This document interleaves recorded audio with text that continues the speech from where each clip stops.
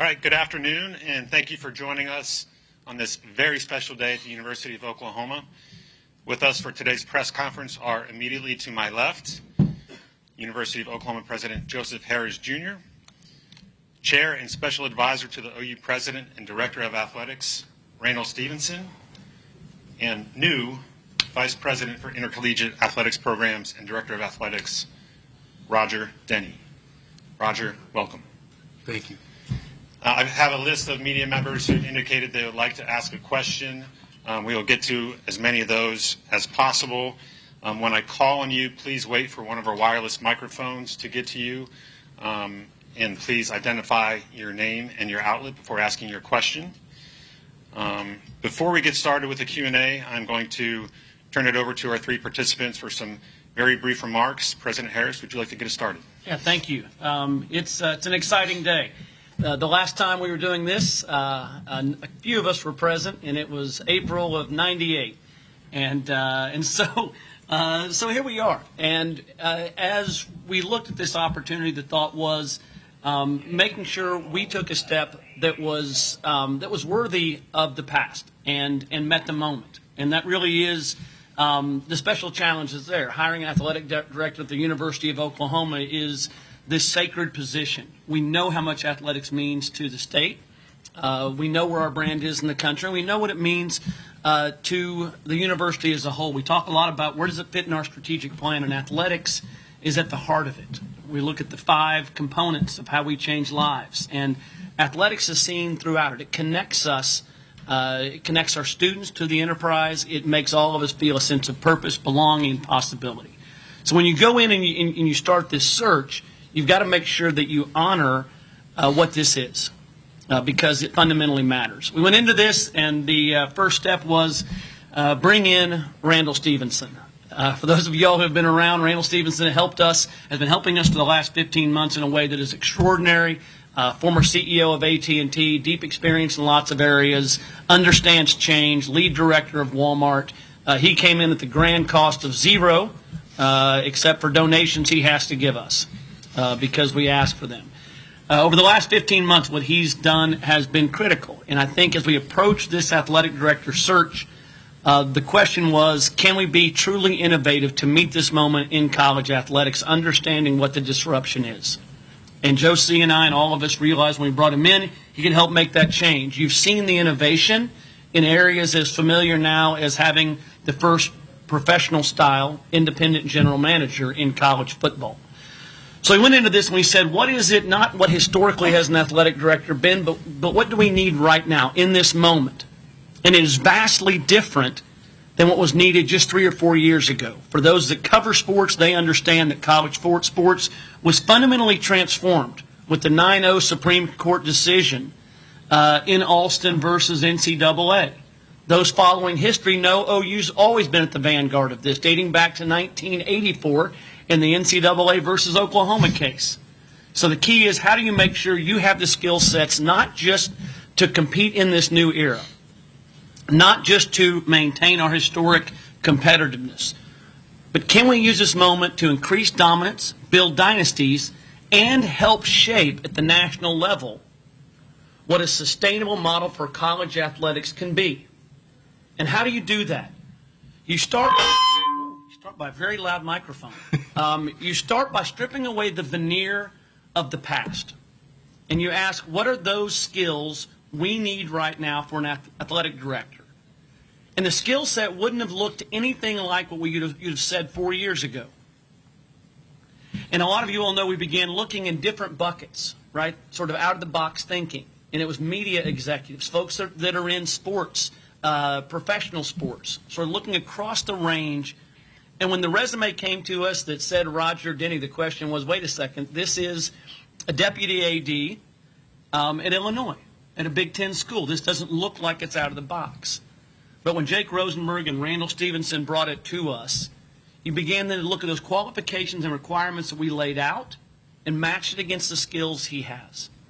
And what you found is he spent 15 years becoming the youngest partner at a national law firm where he was doing sports law, handling representation and athletics at the professional and collegiate level. Before going into Illinois, he had been doing things from that law firm that involved searches for their head football coach, leading searches for their head basketball coach. They've gone on a historic run in both those areas. So the question is, what are those skills that you need? His background's fascinating. A lawyer, tax lawyer, and he can tell you about his path. But the skills that he brings are fascinating. In those 15 years in college, in the legal business, he handled intellectual property rights and licensing, media rights and contracts, NIL-related structures, labor law and collective bargaining, capital markets, including private equity transactions. All of these are familiar to anyone looking at the landscape of college athletics right now. Anybody who had been in this 4 years ago would have never uttered a lot of those words. And then you combine that with the last 4.5 years, and this is what truly impressed me, at Illinois and what he's done. Those two coaches he brought in, historic run in football right now. He has been the sports administrator for football at Illinois. The college basketball coach he brought in has won 3 of the last 5 Big Ten championships. And so when we talk about, and Randall uses the word, a prototype for the modern athletic director, as you look not at his initial qualifications, but deeply into the skills that he has and the work that he's done, we believe that Roger is the absolute right person at this right moment in college sports for the University of Oklahoma. We're thrilled he's here, and we can't wait to get started. I'll pass it to Randall. Very good. I'll just talk real briefly about the how we ended up with Roger, because I think it's very descriptive as to the why we ended up selecting Roger. The how was really important because you heard Joe talk about the skill set that we thought we needed. We spent literally 2 months putting together a job description, working it through the Board of Regents, working it through the selection committee, and Joe and myself to make sure we were really crisp and really well defined on what it was we were looking for. And that job description's online. You can always go out and look at it. But as you stepped back and looked at that, you said this is a very different kind of individual that we're looking to come in and fulfill this role. And so therefore we said we probably need to take a very different approach on how we go about finding this individual. We did go pick a non-traditional search firm to help do this, Jake Rosenberg and TAG. They were pretty new at this, but Jake had a lot of different kind of contacts in the world of professional sports. I had a lot of contacts in the world of media and entertainment and business, and I felt like between the two of us, we put together a very impressive candidate list that we brought before the board, and we ended up landing on this one for all the reasons Joe said. I'm not going to go back through that. But when you just go down through that job description, he filled those job description criteria better than anybody we saw.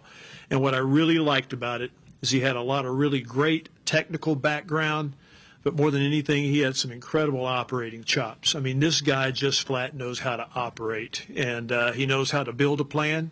He knows how to put a plan in front of an organization and how to drive execution through an organization. And so I'm really excited about getting him into this role and me getting a little further out, and looking forward to working with him. So, Roger? Yeah, thank you, guys. Joe got the who, Randall got the how, the why. You'll hear a lot from me.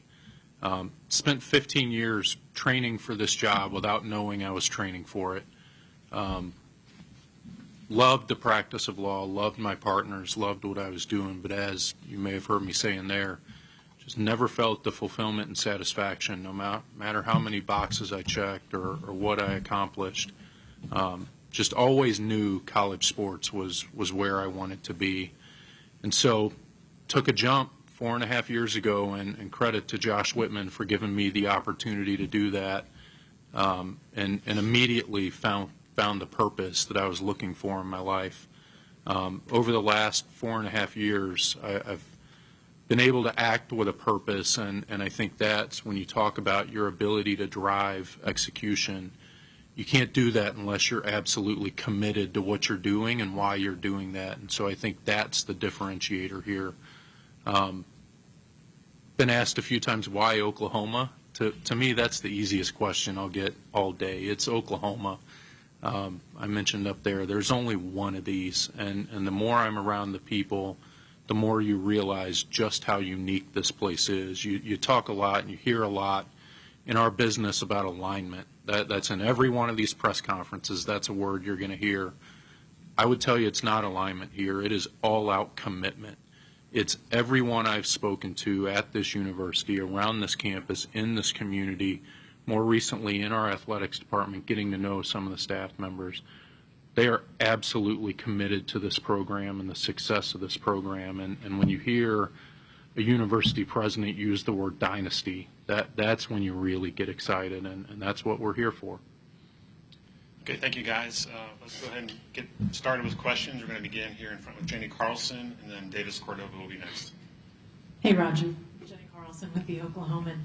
You just hit on this a bit, but when you talked to your boys during the event earlier, you talked about taking risks. You talked about self-doubt. I mean, this is obviously a big job, and the two sitting next to you outlined just the why of that. So why is this risk the right moment for you, and then sort of the how of things? How do you plan to start to address doing this job at a time that there is so much disruption and probably will be within the department as well? Yeah, Jenny, nice to meet you. We'll look forward to working with you. The real risk was walking away from the practice of law. You know, I did that 4.5 years ago, and doing that and living in that self-doubt. You know, I walked out in July. We had our first football game that year, Labor Day weekend, and that period of time, that 2 months, call it, lived in a lot of self-doubt. I upended my family's life. We had achieved a lot of success. We were, by any measurement, living a good life. And my wife, God bless her, let me chase this thing. And when you upend not just your life, but other people's lives, that's a real risk. And I remember walking out onto our football field. We played Nebraska, and it hit me like a ton of bricks. It was the purpose that I had been seeking. It gave me that feeling that I was looking for every day. And so once you've dealt with a risk like that, and you've come through the other side of it, the rest of it kind of feels easy. The risk here is living up to the legacy of this place, and I can get really comfortable with that because of people like this that you're working with. And I see Marcus back there. I've had a good chance to get to know him, and Mackenzie's back here at the campus level. I've gotten to know Holly and Armand really well. The risk isn't all that great when you see the team that you've got around you and know that you're going to have that group to help pull you forward through this thing. So there's some risk, but nothing like what I felt almost 5 years ago. So feel pretty good about it right now. Okay, we'll go second row, Davis on the aisle, and then Tom Green will be next. Davis Cordova, Norman Transcript. Randall, I just wanted to ask you personally, when you figured out Roger was the guy for the job, just during the process. So Jake Rosenberg sent me the bio, the resume on Roger, and I don't want to exaggerate this, but I looked and I saw Deputy AD Illinois. Thanks, Jake. So what else we got? And Jake kept saying, no, give this a look. And so I ended up spending some time just going through the bio and talked to Jake about some conversations he had. And after going through the bio and his background, I said, man, this checks a lot of boxes. It's not what you tend to see when you look at a deputy AD's resume, the kind of background that he has. And so I said, okay, we ought to have a conversation with him. And so Jake did an interview, and we use a really interesting approach on this search. It's Jake and I started doing this with the GM search when we hired Jim Nagy. And that is, we'd get a list of candidates, and Jake and one of his partners would do some interviews on Zoom and record the interviews. And so he had a recorded interview with some just standard questions. Never told me it was recorded. Yeah, the lawyers informed me he wasn't informed. That's probably a problem. I was Yeah. going to say, it's fine, Oklahoma. Jenny understands that. Yeah. So I watched this unauthorized recording, and I thought, wow, man, this guy's got some depth. And so I said we wanted to meet with him. And so we had a group of candidates, 6 candidates that we brought into Dallas, and Joe came and sat through a handful of them that we thought were really, were really top notch. And so he sat through this interview with Roger. It was 3 hours of interview. And Roger is one of these people, you're all going to find this same situation to be true.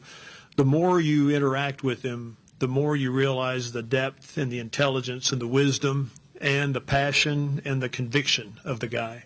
And what I like most is he and I speak a lot of the same language. He's done deals. He knows how to do deals. He knows contracting inside and out, knows marketing. And we had just a very natural flow and rhythm.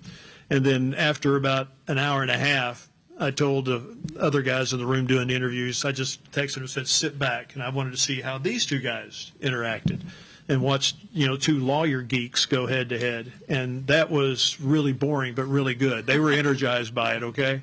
No, I'm serious. They had a really good rapport as well. And the reality was after about a 3-hour meeting, Roger left and I looked and I'd taken a bunch of notes on, even if we didn't hire him, stuff I was going to do at OU, okay?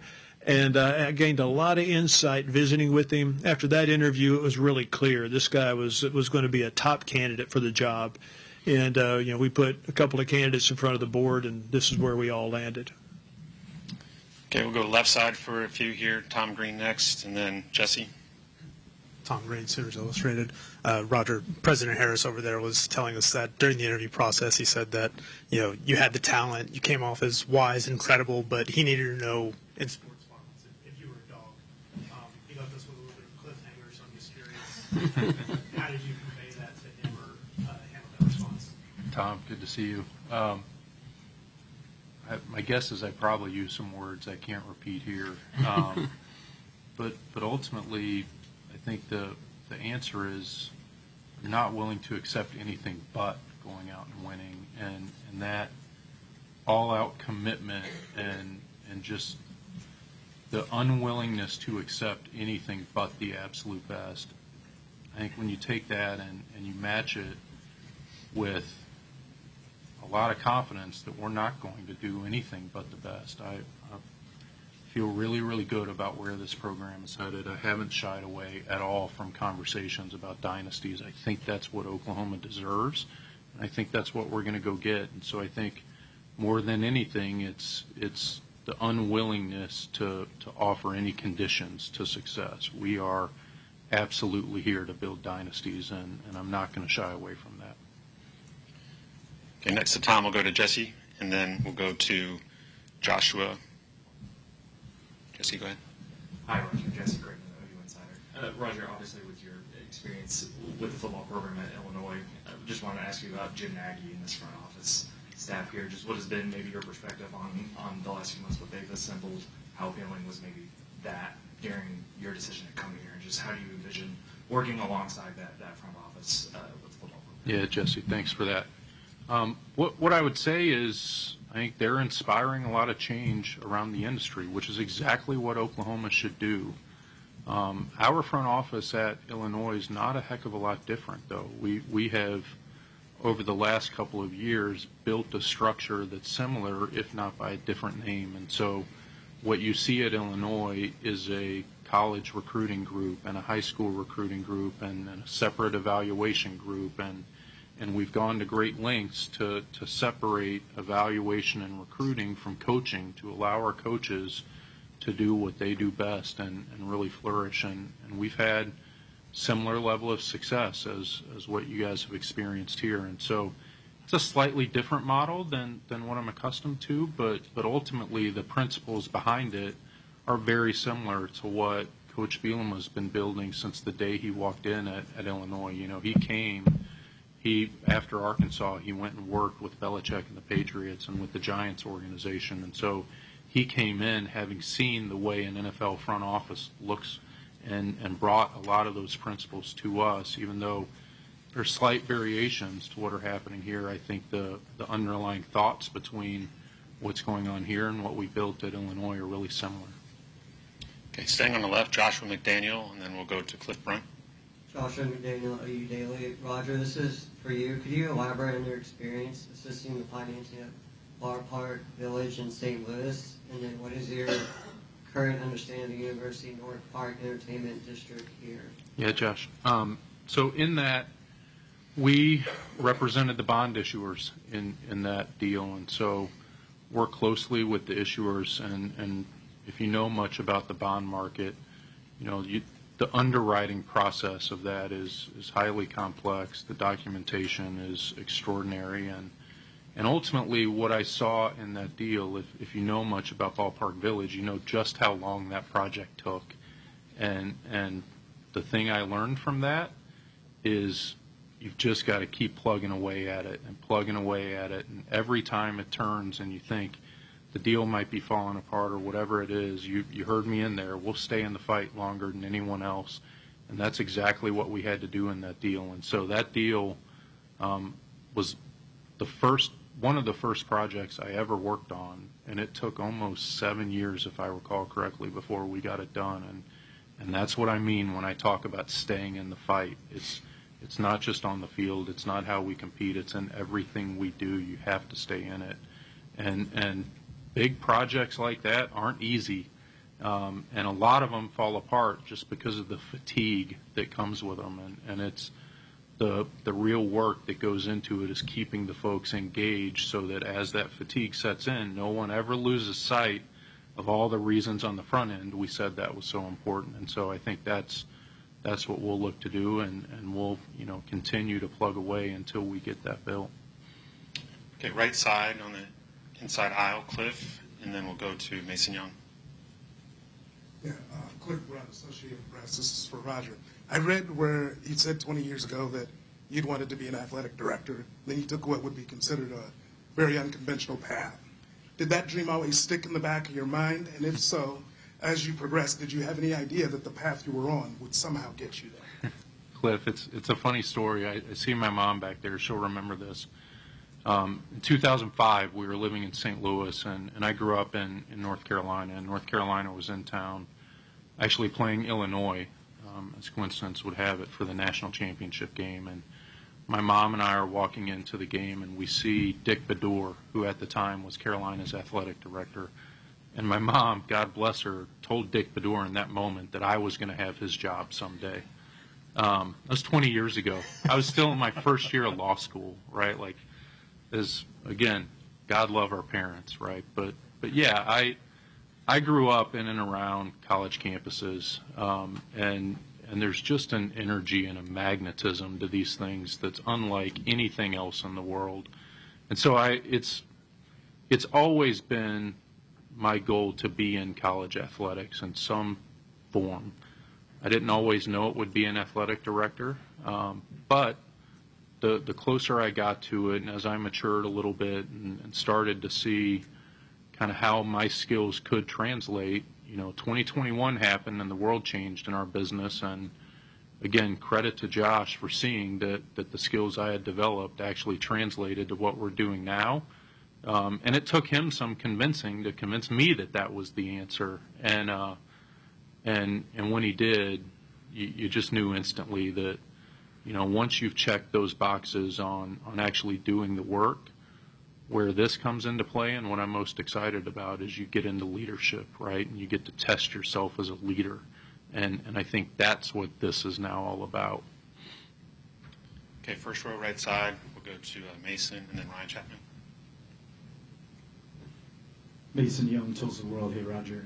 I was just wondering if you could kind of expand a little bit on your involvement with the renovations to the football stadium at Illinois and how that can maybe inform your involvement here with OU already having, a project of that magnitude planned. Yeah, Mason, great question. So our strategy at Illinois has been a little bit different. For years at Illinois, we waited until that moment where we could come out and do a $200 million project or whatever it may be. And what often happens is when you're waiting for that project, it's hard to invest on an incremental and annual basis. And I think a change in mindset that we started in 2021, right after I first got there, was we have to improve this stadium every single year. We can't wait for that big project to come about. We have to find new spaces and new ways to up the ante on our fan experience in our stadium. And that can be as boring as renovating, I think, 38 bathrooms. That's what we did in our first year. We flipped all the bathrooms in the stadium. We added hot water. We built infrastructure around the stadium. After that, we started to focus on new fan areas.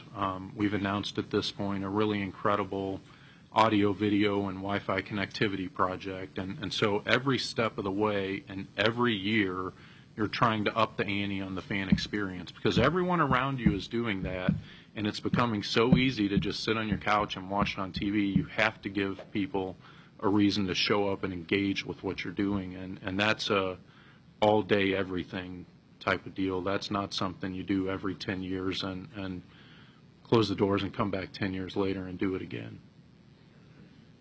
Okay, next in base, we'll go to Ryan, and then Joe Masato's on deck. Brian Chapman, yours on side. This one's for you, Roger. Randall mentioned your ability to plan and build that. So I know this is a possibly big picture. What's your plan to get Oklahoma's men's basketball program back up and firing in the long term? In the short term, what's your philosophy on you're inheriting a lot of coaches? How do you evaluate everyone on staff and the period of time that you need to make all those evaluations? Yeah, Ryan. With basketball, one thing we've got to understand, especially as rev share is taking hold, is the sports are diverging a little bit. Football is a lot different than basketball now. The strategies around how you build a winner are different in each sport. It used to be hire a great coach, build great facilities, and once you build it, they will come. That's not the way it works anymore. And so I think from 30,000 feet, what I would tell you is I'm not sure. Each sport and each program deserves a strategy of its own. And so I met Coach Moser this morning for the first time, and so I know nowhere near enough to tell you what we're going to do over there, but I can tell you we're going to dig in, and we're going to sit down with Coach Moser and figure it out. And so that's what we'll do. In terms of evaluating, and I told this to our coaches this morning, I think the key is to have checkpoints throughout the year. You can't just have a postseason evaluation. We've got to sit down at the beginning of the year and understand what our goals are, what our strategy is going to be, how we're going to get there, so that during the year when things start to get sideways, we're not letting emotion drive our decisions. We can go back to that stake we put in the ground and use that to drive our decisions, and then at the end of the year measure our effectiveness against those decisions. And so I think it's just that constant communication of, again, putting a stake in the ground, making decisions in peacetime, so to speak, and then tracking back to that when things start to get a little hairy to make sure we're not acting with emotion and we're acting with the same strategies that we put in place. Okay, we'll go to second row, Joe, and then we'll go to James Hale. Hey, Roger. Joe Masato with the Oklahoman. We saw how much it meant to you to have your former colleagues from Illinois here, and related to that, there's been a lot of talk about you being the prototype of a modern-day AD, having that expertise, but what about like the soft skills, the people skills that are still required of the job, creating a team-like atmosphere within your athletic department, hiring the right personnel, and those sorts of things? Yeah, Joe, thank you. I think what you saw was a team, right? That's a group of 12 of us that are in it all day, and we care about each other. We talk a lot, the accountability is everything in this business. And what I think most people, if you think about it, the folks that are easiest to hold accountable are the folks you care the most about, right? The easiest hard conversations we all have are generally with our families and our spouses. That's because we care the most about those people. And so that's what drives accountability, is knowing that when we go into those conversations, it's from a place of care and love, and we're willing to hold one another to those expectations. And it's that connectivity and care and closeness that I think you saw when 12 of them showed up here today. Okay, fourth row, aisle, James, and then we'll go to Brian Brinkley. James Hale, KC Sports Radio. Randall, it's interesting, the things I've read about you so far. You talked about making any kind of coaching change or anything that you had to do by committee, which is a little bit different than Joe did it, because he was almost a lone wolf on some of his major decisions and how he did things.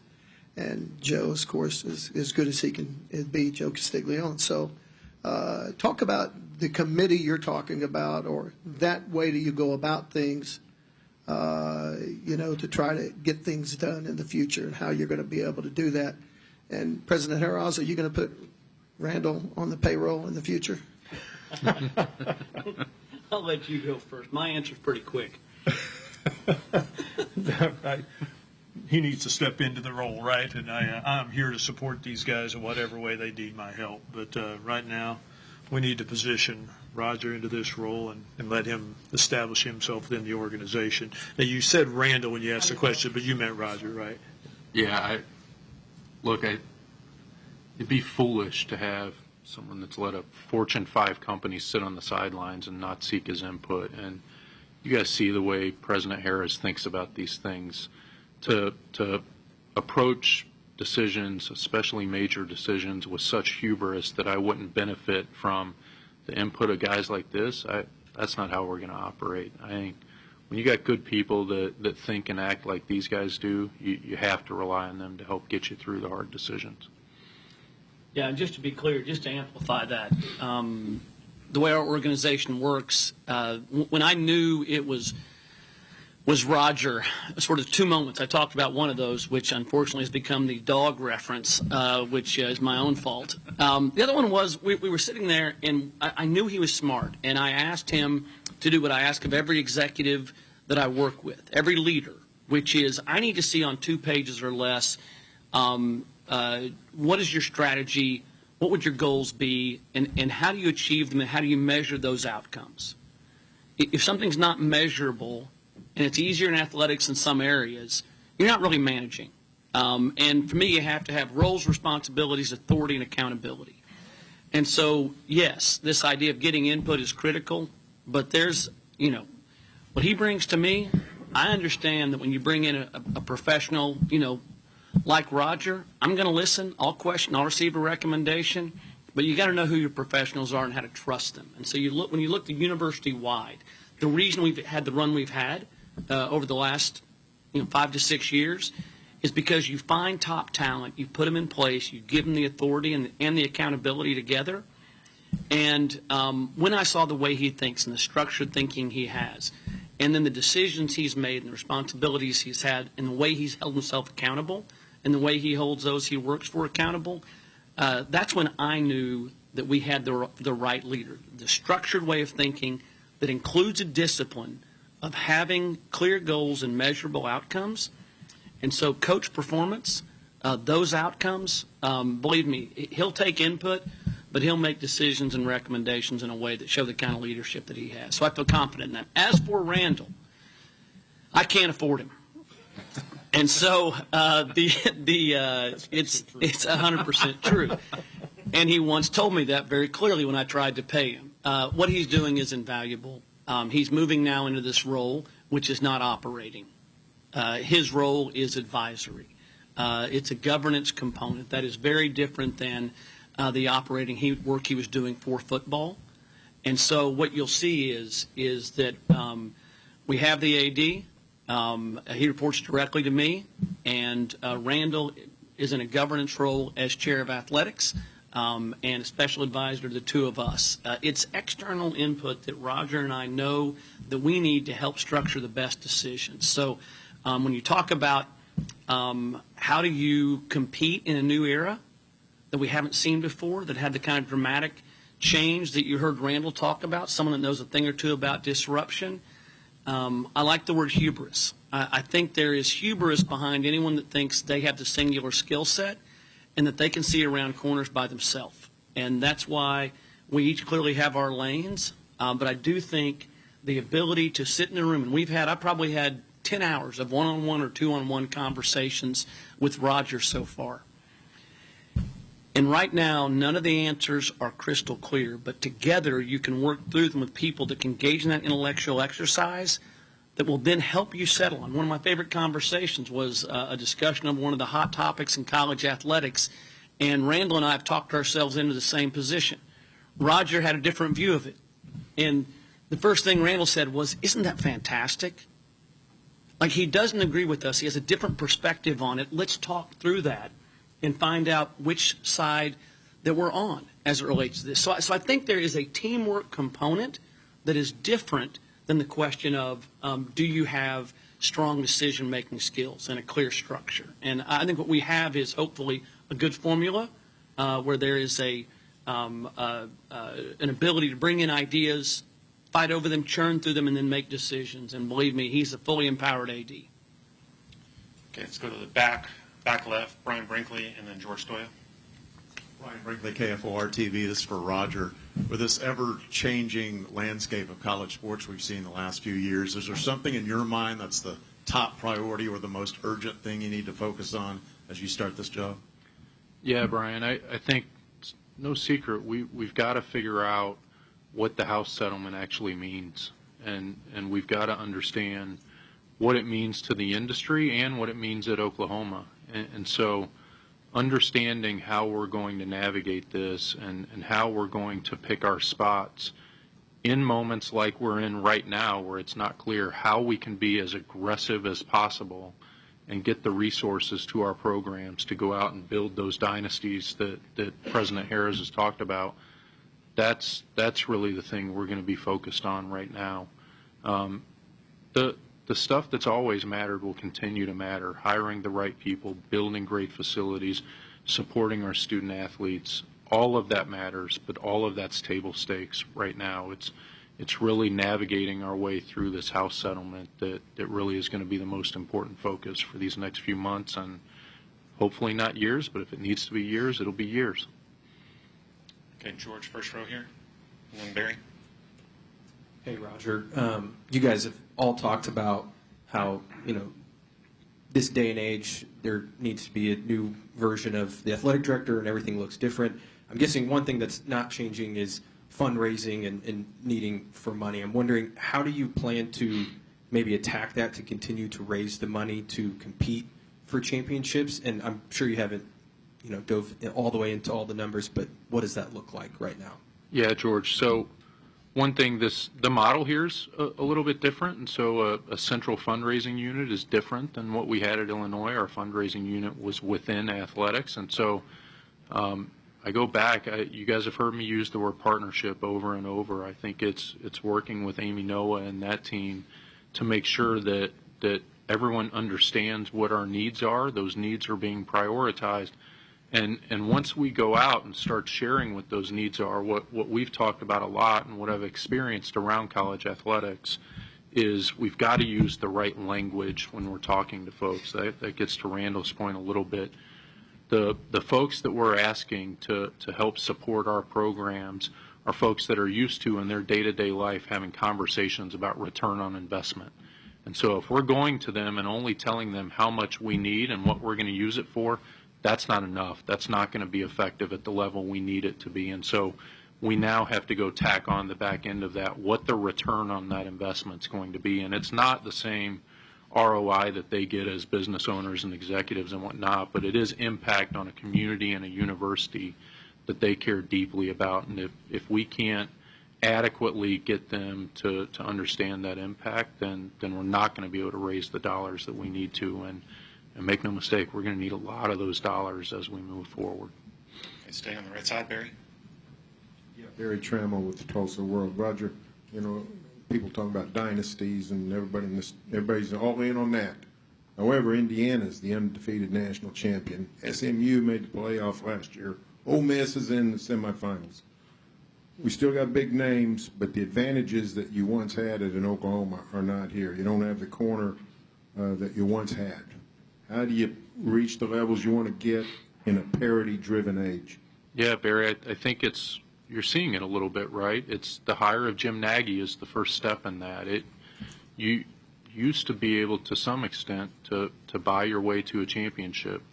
Now you can't just show up with more resources than everyone else and expect to win. It's all about how you allocate those resources and the decisions you make. And so, again, I point to Jim Nagy as the first step in that process. I hope I'm the next step in that process, and we're going to continue to add to our roster of people that really have a strong ability to identify that return on investment so that we can take the resources that we have and allocate them with absolute precision to get the results that we expect. Okay, as I'm sure you can imagine, Roger has a lot of obligations today, including another one here in a few minutes. So that's all the time we have for today. Thank you, everybody, for joining us. Hope to see you again soon. Thank you, guys. Thank you.